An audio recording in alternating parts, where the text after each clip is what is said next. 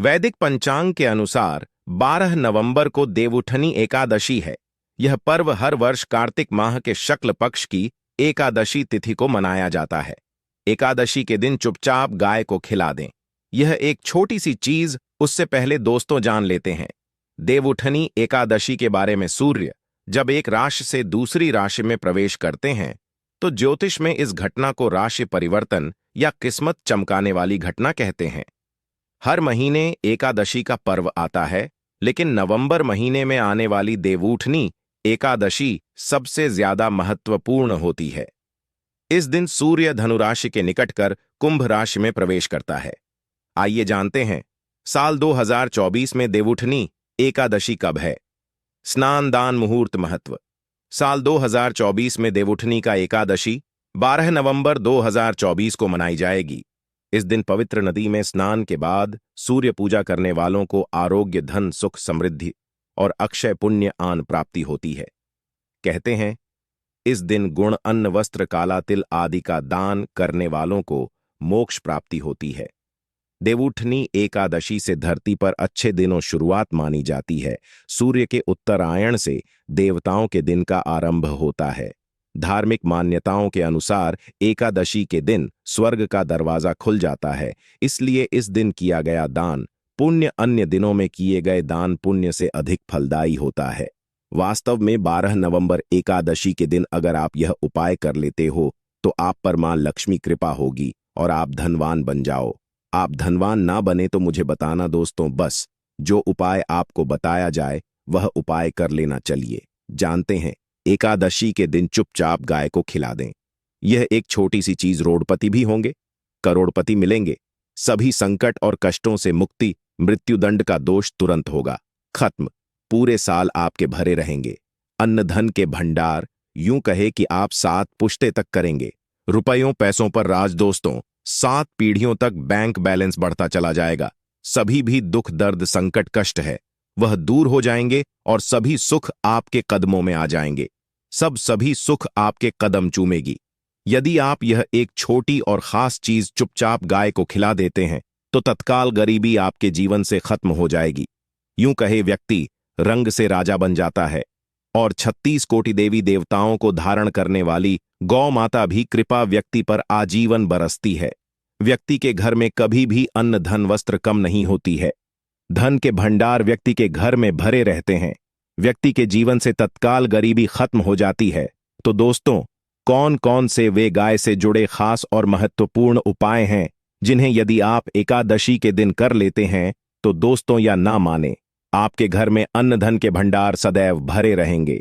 जो भी जीवन के दुख, दर्द, संकट, कष्ट है वह सभी दूर हो जाएंगे।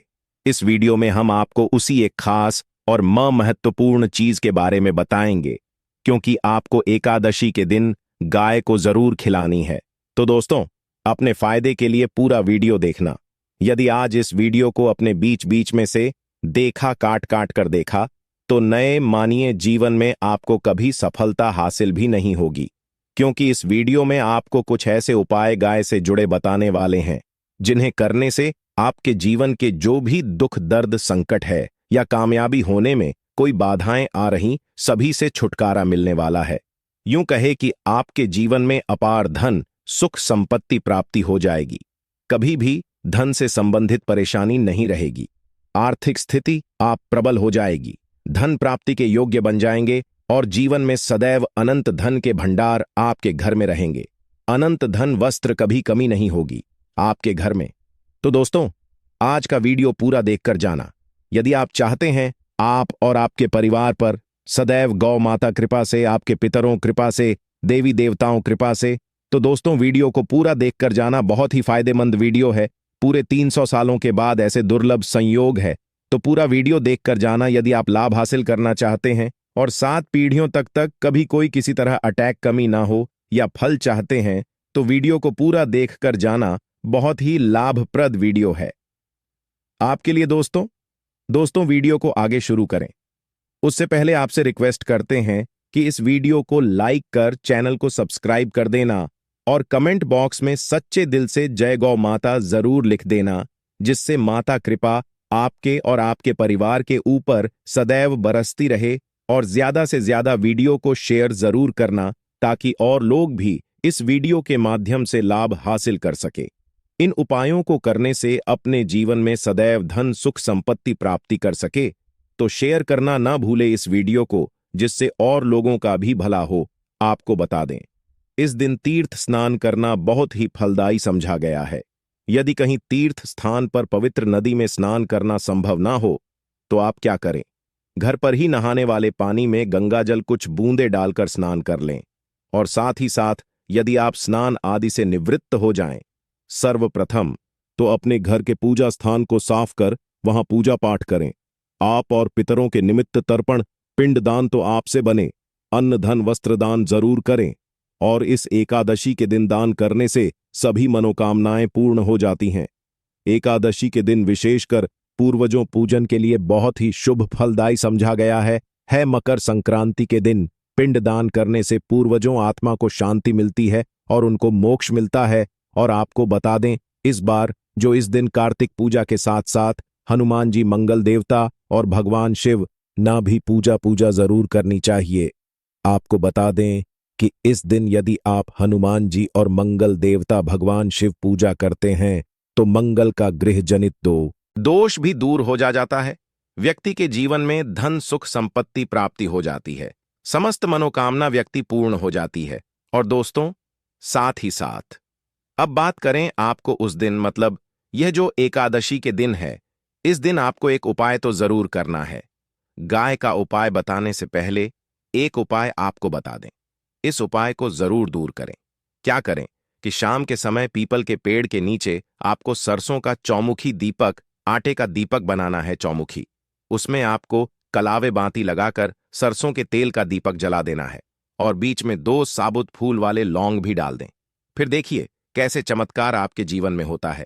शाम के समय जलाकर उसे छोड़े, मनोकामना मांगकर। दोस्तों, 11 दिनों के आप वह मनोकामना पूर्ण ना हो जाए तो हमें बता देना। बहुत ही प्रभावशाली उपाय बताया मैंने आपको, बहुत ही दुर्लभ से दुर्लभ है। इस बार नए वर्ष के उपाय को जरूर करें।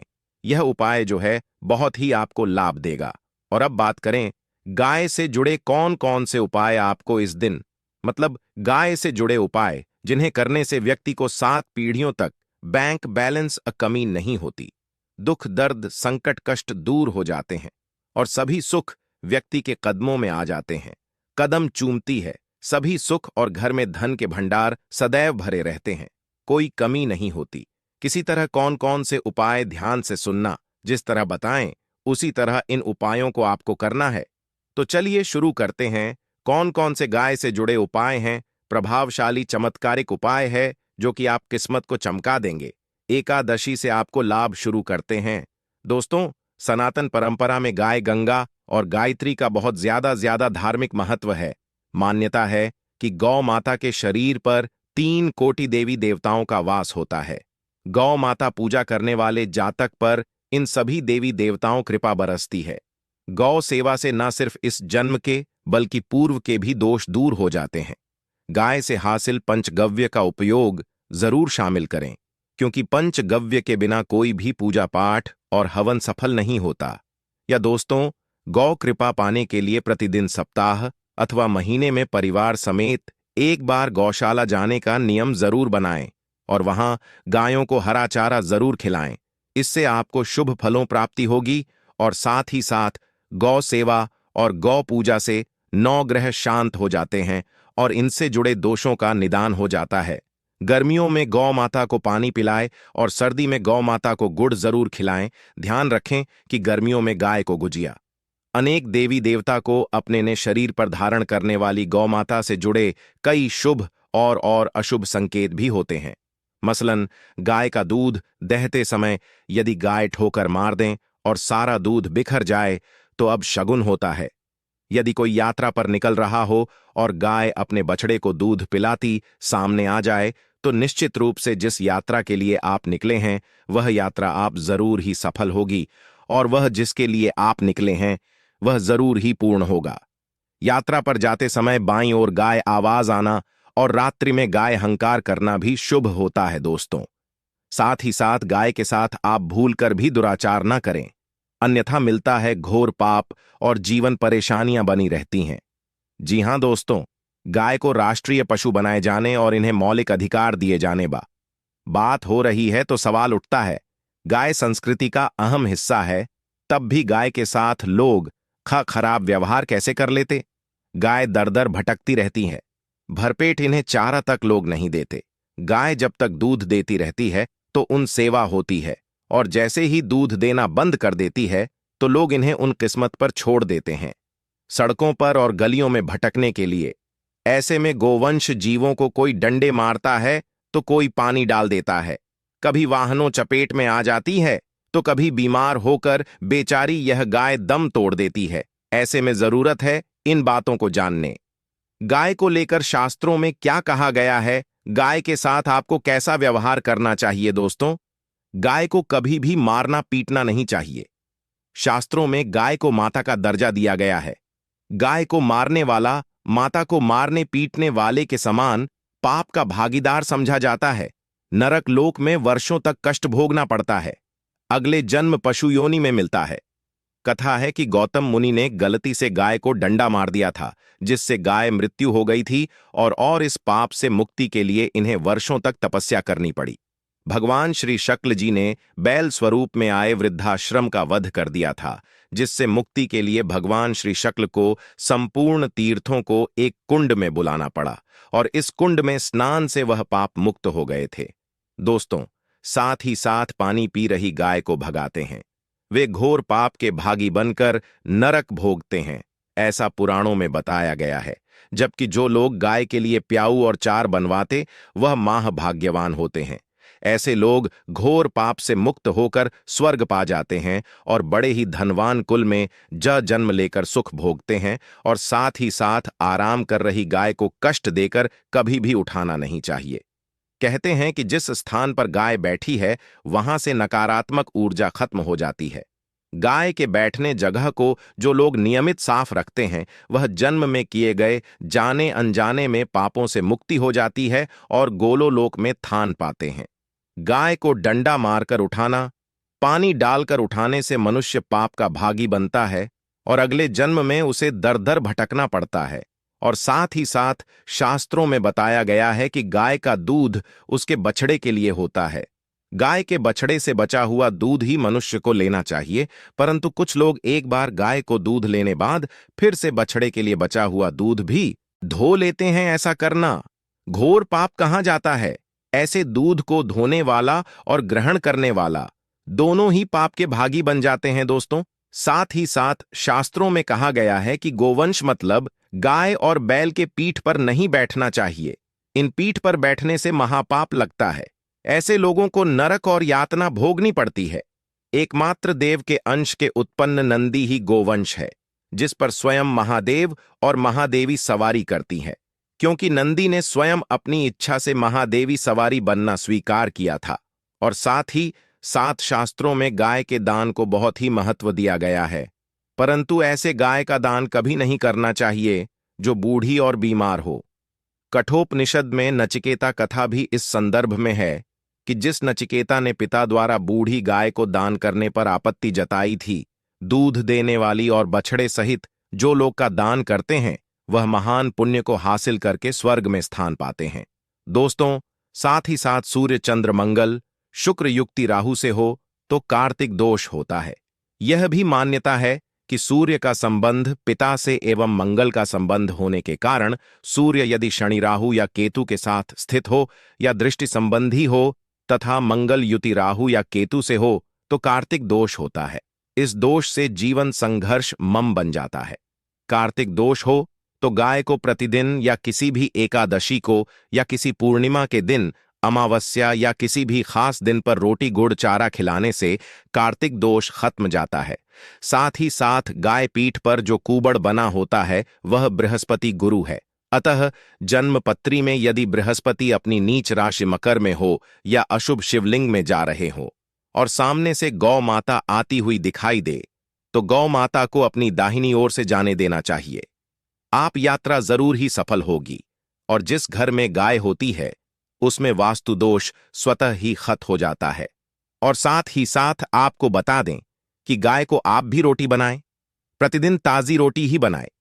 गाय को अगर आपने रोटी बनाई है तो कोशिश करें कि उस रोटी को आप तुरंत ही गाय को दे दें। अगर आप उस रोटी को रख दें और उस रोटी को अगले दिन देंगे तो वह रोटी बासी मानी जाएगी। गाय को कभी भी बासी रोटी ना दें।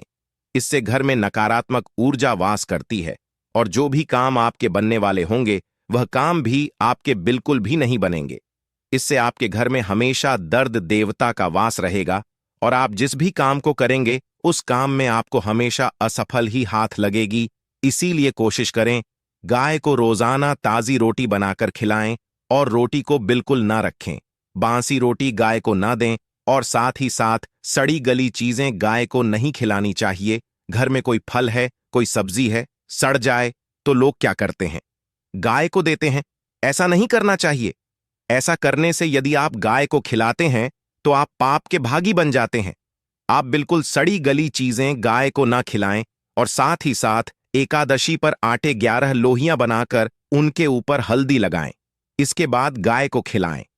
हर एक लोही को खिलाते समय गाय के सिंह आपके जीवन में खुशियां ही खुशियां होंगी। और एक बार एकादशी पर आप 7 बार गाय परिकदेव उठनी भी कर लें तो आपके समस्त काम होंगे।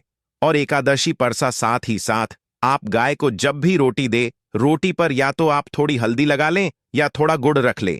अगर गुड़ ना हो तो आप थोड़ा घी रख सकते हैं। दोस्तों, तो गाय को कभी भी सूखी रोटी ना खिलाएं। सूखी का मतलब गाय को रोटी खिलाए, उस पर कुछ ना कुछ रखकर खिलाएं। हल्दी रख ले, गुड़ रख ले, मिश्री घी या जो भी रख ले, मतलब खाली नहीं खिलानी है।